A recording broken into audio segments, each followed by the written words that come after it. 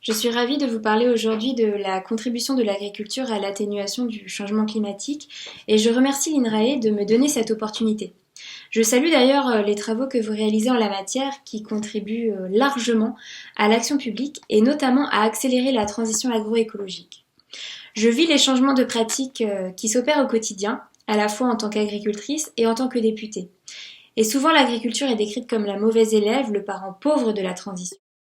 Je crois que c'est important de rappeler son pouvoir clé et son action positive. Et c'est une nécessité pour les producteurs qui dépendent directement de l'environnement et des services écosystémiques pour leur survie, mais c'est aussi un devoir dont nous sommes conscients car les sols et les forêts sont des puits de carbone indispensables à l'atteinte d'une neutralité carbone à l'horizon 2050.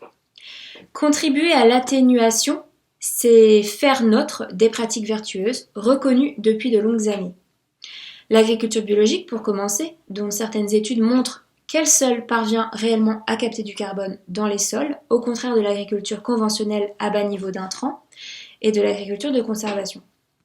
On a également l'agroforesterie, qui maximise l'utilisation des sols et les rendements, limite ainsi la déforestation et maximise la captation carbone tout en enrichissant les sols.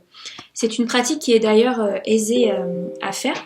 On prend par exemple un verger qui est planté de manière extensive, où l'herbe peut être ensemencée et peut pousser largement en dessous. Et puis on peut faire pâturer dessous des moutons. Ainsi les moutons profitent aux fruitiers par exemple, et les moutons entretiennent également la pâture qu'il y a sous les fruitiers. On a aussi l'élevage, et lorsqu'il est pratiqué sur des prairies en plein air, il contribue à la constitution de puits de carbone parmi les plus puissants. Et la permaculture, qui joue sur des complémentarités naturelles pour produire beaucoup à l'hectare, en créant de l'emploi et en supprimant les intrants. Mais au-delà de ces pratiques, je crois réellement dans un changement de paradigme de notre gouvernance alimentaire. Il faut accélérer la transition agroécologique et elle ne doit pas simplement être la responsabilité des agriculteurs, mais un devoir de société. Et la consommation doit être orientée vers des pratiques vertueuses, sans quoi l'offre ne peut se développer convenablement. Je préconise donc pour cela des politiques publiques transversales, comme par exemple une sécurité sociale de l'alimentation. C'est aussi un paradigme européen et international qu'il faut mettre au diapason de ses ambitions, pour que les efforts d'atténuation français ne se fassent pas au détriment d'autres pays et leurs travailleurs agricoles. En somme, nous devons développer une approche intégrée de l'atténuation du changement climatique pour ne pas créer de nouveaux blocages.